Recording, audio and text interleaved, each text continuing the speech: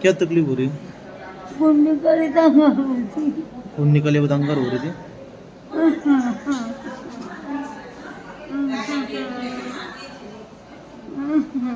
हम अभी दवाखाने में नहीं जाएंगे तो फिर कैसा बोलो बोला, अभी वो थैली का इन्फेक्शन होगा, पेशाब के थैली का। हे गाइस, अस्सलाम वालेकुम, नमस्कार, कैसे हो आप सब? आई होप कि आप सब ठीक होंगे। सो गाइस, ये है मेरे अम्मी, अभी फ़िलहाल ब्लैंकेट ओढ़कर सोए हुए हैं। और मैं आया हूँ विखे पाटिल मेमोरियल फाउंडेशन विलद घाट, जो कि मैं बहुत दिनों से बोल रहा था ना, वीडियो बनाऊंगा। मेरे मम्मी को क्या प्रॉब्लम है, क्या है क्या नहीं। तो अभी आप पहले देखो हॉस्पिटल, देखो ये हॉस्पिटल के अंदर मम्मी सोए उधर, अभी जस्ट फर्स्ट फ्लोर मतलब सेकंड फ्लोर पे। अभी इनका सैंपल लेंगे, ब्लड सैंपल मम्मी का। तो ये है विखे पाटिल हॉस्पिटल, यहाँ पर मम्मी को अपने एडमिट किया है। ये देखो उनको यूरिन इन्फेक्शन भी हुआ है। यूरिन इन्फेक्शन देखो, ये पूरी नली काली गिर गई है। ब्लड सैंपल ले रहे करके मैं इधर बाहर रुका हूँ। और मम्मी के पास सिस्टर है और ये फीमेल वार्ड है। देखो कितना बड़ा हॉस्पिटल है, बाप रे बाप।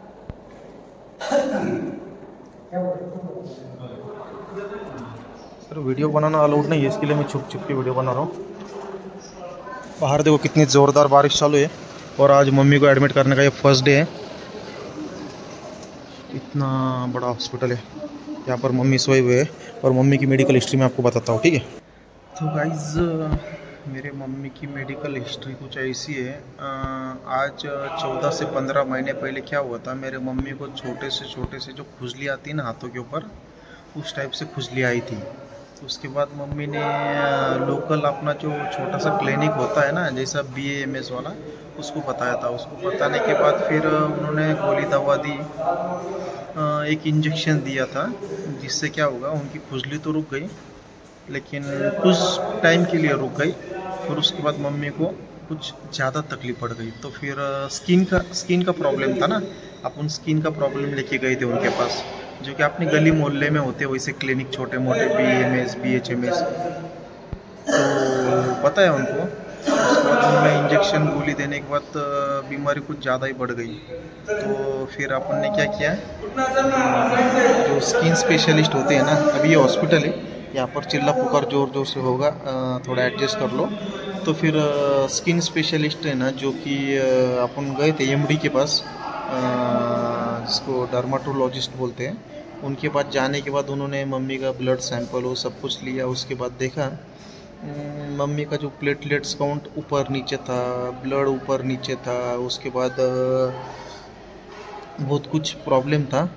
तो फिर उन्होंने क्या बोला, आपकी मम्मी को एडमिट करने की ज़रूरत पड़ेगी बोले। तो आप एक काम करो, XYZ हॉस्पिटल में जाओ, वहाँ पर एडमिट हो जाओ। तो फिर वहाँ पर जाके हम एडमिट हुए। कम से कम 1 महीना 25-26 दिन एडमिशन किया, सब कुछ हुआ। उसके बाद पेशेंट को हमने डिस्चार्ज करवाया, घर पे लाया। और फिर मम्मी को ऐसे बड़े बड़े बबल्स आना स्टार्ट हुए। जैसी जैसी मैं बात करूँगा, जो सिम्टम्स है ना, मैं आपको बीच में ऐड करूँगा, ठीक है, मम्मी के। तो बबल्स आना स्टार्ट हुए। उसके बाद फिर स्वेलिंग, पैर में स्वेलिंग, फेस स्वेलिंग, बहुत कुछ होने लगा। तो फिर गोली दवा देते थे, तब तक तो ठीक रहता था। जब गोली दवा ख़त्म हुई, बंद हुई, तो फिर वापस से वो सिम्टम्स स्टार्ट होते थे। तो ऐसा लगभग 5 से 6 महीने चला। हाँ, 6 से 7 महीने चला ऐसा। तो उसके 6 से 7 महीने के दरमियान में 3 मरतबा मम्मी एडमिट हुई सेम हॉस्पिटल में। तो मेरे मम्मी को है ना हाई पावर की स्टेरॉयड चालू था। तो हाई पावर का स्टेरॉयड चालू था। तो फिर बाद में क्या हुआ, चौथी मरतबा भी ऐसे हुआ, मेरे मम्मी का पेट में पानी बढ़ गया, पैर में स्वेलिंग, फेस स्वेलिंग, हैंड, सब कुछ ऐसा सूज गया था, और आँखों के अंदर भी थोड़ा सा पी लिया था, जिसको इंग्लिश में जॉन्डिस बोलते हैं, ठीक है, वो भी था। तो उसके लिए हम फिर से 8-9 महीने के बाद फिर से हॉस्पिटल में गए। मैंने डॉक्टर को बोला, सर ये क्या चल रहा है, 8-9 महीने से ट्रीटमेंट कर रहे हैं, कुछ भी फ़र्क नहीं है, गोली दवा खाए तो फ़र्क गिरता है, अगर गोली दवा बंद हो गई तो फिर से कुछ अलग ही सिम्टम्स नज़र आ रहे हैं, अलग सिम्टम्स नज़र आ रहे हैं। तो उसने बोला फिर एडमिट करना पड़ेगा। मैंने बोला सॉरी सर, मैं कुछ एडमिट करने वाला हूँ नहीं। तो मैं वहाँ से लेके सीधा पूना गया। अभी उस बेवकूफ़ डॉक्टर को समझना चाहिए, इतने सारे सिम्टम्स आ रहे हैं, वो बंदा आ जाके क्रिएटिन और किडनी फंक्शन का टेस्ट करे जा रहा है। उसको क्या लग रहा है, इतना हाई पावर स्टेरॉइड देने की वजह से क्या होगा, इनके किडनी के ऊपर असर होगा, तो किडनी के टेस्ट करे जा रहा था। लेकिन ये मामला कुछ उल्टा ही हो गया।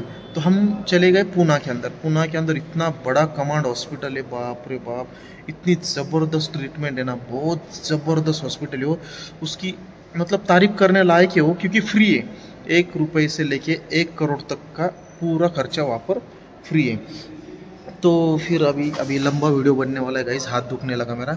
तो फिर उसके बाद क्या होगा, हम कमांड हॉस्पिटल में गए। कमांड हॉस्पिटल में इतने टेस्ट हुए पेट के लेके सिर, MRI, गैस्ट्रो, अल्ट्रासाउंड, सोनोग्राफी, इतने हुए, एक्सरे, उसके बाद ECG, बहुत कुछ टेस्ट हुए, TB, HIV, हर एक टेस्ट हुआ।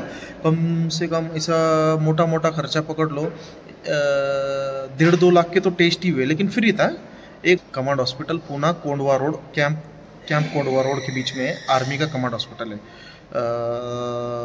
तो फिर वहाँ पर डायग्नोस हुआ मम्मी का लीवर फेलियर, फैटी लीवर और लीवर फेलियर, लीवर सिरोसिस, ये 3rd स्टेप पर। मैंने बोला यार मामला तो बड़ा खतरनाक है। तो उन्होंने मेरे मम्मी का पिछला मेडिकल रिकॉर्ड देखा और फाइल्स मंगवाए, तो उसके अंदर बोले अरे भाई आप पागल हो, 8-8, 9-9 महीने स्टेरॉइड, इतना मजाक है क्या, 8-8, 9-9 महीने स्टेरॉइड चल रहा है आपके पेशेंट को। मैंने बोला सर ऐसा थोड़ी ना, वो भी MD मेडिसिन है जो दे रहा है, हमारे अहमदनगर का इतना बड़ा 12-13 मंजिली का बिल्डिंग बनाया उसने, इतना बड़ा हॉस्पिटल है, वो दे रहा है, वो तो पागल थोड़ी है। अरे वो पागल है, बोले उसको समझ में नहीं आ रहा है वो टेस्ट क्या कर रहा है, उसने कौन सा टेस्ट किया। मैंने बोला उसने कुछ भी टेस्ट नहीं किया। बोले ऐसा कैसा, बगैर टेस्ट करे जा रहा है, बस सैंपल, लैब का सैंपल ले रहा है, क्रिएटिन चेक कर रहा है, ये BP शुगर इतना ही कर रहा है, बोले, और पेशेंट का इधर लीवर ख़राब हो चुका है, बोले पूरा। फिर उसके बाद ट्रीटमेंट वो किया, सब कुछ किया, उसके बाद टैपिंग किया, पानी निकाला पेट में से। फिर उन्होंने बोले हमारे पास है ना गैस्ट्रो सर्जन है, बट अभी उनका ट्रांसफ़र होने वाला है, वो आर्मी का है ना, सेंट्रल गवर्नमेंट का, उनका ट्रांसफ़र होने वाला है, तो हम आपका केस हैंडल नहीं कर सकते, और आपके पेशेंट की एज भी ज़्यादा है, जो कि आपके पेशेंट को लीवर ट्रांसप्लांट की ज़रूरत है। मेरे तो सिर में मूंगे आ गए भाई सुनते हुए, liver transplant not a joke. मैंने पूछा सर इसको मोटा खर्चा कितना आता है, बोले 50 लाख रुपए। क्या बोलना अभी, 50 लाख रुपए खर्चा बोला उसने, कितना, 50 लाख रुपए खर्चा बोला। और मैं क्या काम करता है पता है ना, जोमेटो डिलीवरी का काम करता हूँ, और ख़र्चा कितना बताया, 50 लाख रुपए। और 50 लाख रुपए खर्चा बताने के बाद मैंने तो ठीक है, वहाँ तो जितना हो सका उतना किया, फिर मैं आ गया वापस घर पर।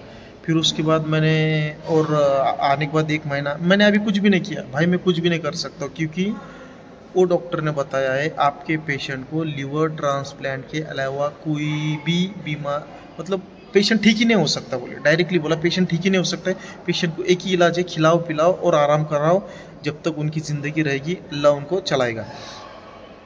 तो फिर अभी कुछ कर भी नहीं सकते। मैंने तो बॉम्बे, दिल्ली सब तरफ ले जाने का थाना था, लेकिन मेरे मम्मी का पेट में इतना पानी हो गया, तो ले जाओ कैसे यार, क्योंकि उनको ट्रैवल आसान नहीं है, बड़े मुश्किल से मैंने अहमदनगर टू पूना लेके गया, लेके जाऊँ कैसे।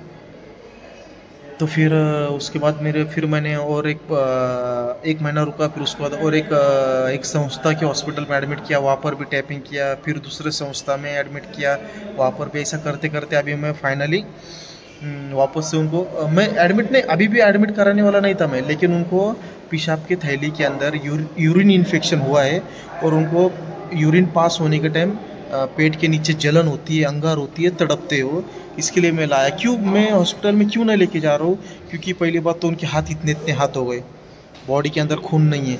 ये डॉक्टर लोग ऐसे खून निकालते हैं ना, मेरे को देखा नहीं जाता। और मेरे को भी पता है, मैंने भी इतना स्टडी किया है भाई। मैं 15 महीनों से मेरे मम्मी को लेकर हॉस्पिटल भाग रहा हूँ। मैंने भी इतना स्टडी किया है कि लीवर सिरोसिस का कोई ट्रीटमेंट नहीं है इस स्टेप में, मतलब इस स्टेप लास्ट स्टेप में लीवर सिरोसिस का कोई मतलब कुछ भी नहीं है। और आप सोच रहे होंगे आपने एलोपैथी की क्यों नहीं किया, होम्योपैथिक करना था, आयुर्वेदिक करना था। भाई मैंने होम्योपैथिक भी किया, एलोपैथिक भी किया, हर एक चीज़ की, बाबा दुआ सब छूछा सब करके बैठा मैंने, जादू मंत्र सब कुछ कराया मैंने। 1.5 साल के अंदर अभी तक के मेरे मोटा खर्चा 15 से 20 लाख के करीब गया है। लेकिन मेरी मम्मी की तबीयत पूरी ख़राब हो गई है, पूरी बोले तो ऐसा समझ लो 99% ख़राब हो चुकी है मेरे मम्मी की तबीयत। मेरे मम्मी के सिर से लेके पैर के नाखून तक पूरे बॉडी के अंदर किधर भी जान नहीं है। बस मेरी अम्मी की ज़बान है ना, उसके अंदर अल्लाह ने अभी तक भी ताकत दी है, अभी तक भी बड़े आवाज़ में बात करती है मेरी अम्मी। बाकी कि मेरी मम्मी को उठना बैठना भी नहीं हो रहा है, टॉयलेट पेशाब सब कुछ हमको ही कराना पड़ रहा है। बस अल्लाह शिफा दे, अल्लाह सेहत दे, अल्लाह ताकत दे। मैं अभी थक गया, मैं हॉस्पिटल कर करके बहुत परेशान हो गया। मैं इतना पैसा डालने के बाद भी कुछ रिजल्ट नहीं है, कुछ भी नहीं है, बहुत परेशान हो गया, इतना परेशान हो गया ना। और मेरे से ज़्यादा मेरी अम्मी परेशान हो गई है। गोलियाँ, टैबलेट, इंजेक्शन, दवा, खून निकालो, इधर एक्सरे करो, MRI करो, सोनोग्राफी करो, अल्ट्रासाउंड करो, ये ECG करो, ये टेस्ट करो, वो टेस्ट करो। मेरे को क्या बोलना, बहुत परेशान हो गया। लेकिन मैं दोस्तों ठीक है, मेरे मम्मी की हालत तो हॉस्पिटल में से ठीक होने वाली तो नहीं लग रही मेरे को। लेकिन अल्लाह करे अगर कुछ कुदरत का कुछ करिश्मा हुआ, अगर मेरे अम्मी ठीक हो गई इंशाल्लाह, तो आप लोग ज़रूर कोशिश करना। अगर आपको मोटा ज़्यादा खर्चे में इलाज हो रहा है आपका और आपको ज़्यादा पैसे जा रहे हैं, पहले मेरे को पता नहीं था। मेरा खर्चा जो कि मेरे अहमदनगर में हुआ था, मेरे को बाहर खर्चा नहीं हुआ। मेरा बाहर तो मेरा कमांड हॉस्पिटल में जो फ्री में खर्चा हुआ। तो मैं आपको रिकमेंड करूँगा भाई लोग, प्लीज़ आप हो सके तो आपको कुछ भी बीमारी हो जाए, कुछ भी बीमारी हो जाए, वहाँ तक की डिलीवरी भी फ्री। वहाँ पर आपको लेके जाना क्या है, बस एक आधार कार्ड और पिल्ला या तो केसरी रेशन कार्ड लेके जाना है आपको। जब तक पेशेंट एडमिट नहीं होता है तब तक बहुत तकलीफ होगी। मैं इस कमांड हॉस्पिटल के ऊपर एक अलग से वीडियो बनाऊंगा पूरी जानकारी के साथ। फ़िलहाल तो मैं इस वीडियो को यहीं पर एंड करता हूँ। और अभी आज तो मेरे अम्मी को एडमिट किया है, वो डिस्चार्ज होने के बाद मैं वो फिर एक वीडियो बनाऊँगा, ठीक है गाइस। आई होप कि अभी ये वीडियो तो ऐसा है, सैड सिचुएशन का वीडियो है, क्या ही बोलूँ अभी मैं, ठीक है गाइस। मैं बस यही चाहूँगा आपसे, मेरे को किसी के पैसे की, किसी की कोई चीज़ की ज़रूरत नहीं चाहिए। और अभी तो जब ज़रूरत थी मेरे को पैसे की, तो अभी तो नहीं है मेरे को पैसे की ज़रूरत कोई, लेकिन बस दुआ की ज़रूरत है। मेरे अम्मी के लिए दुआ करो और आने वाला समय अम्मी के लिए अच्छा रहे और अम्मी की सेहत तंदुरुस्ती रहे और अम्मी को शिफा मिले जल्दी से जल्दी। अम्मी अपने पैर पे चलने की ताकत और हिम्मत रखे और खा पी सके। अभी फ़िलहाल मम्मी का खाना पीना बंद है, 1-2 बाइट खाते हैं बस, ओनली थोड़ा सा पानी पीते। ठीक है चलो, करता हूँ इस वीडियो को एंड। मिलता हूँ कल कोई अच्छे से नए वीडियो के साथ, तब तक के लिए जय हिंद और ख्याल रखो, प्यार बांटो।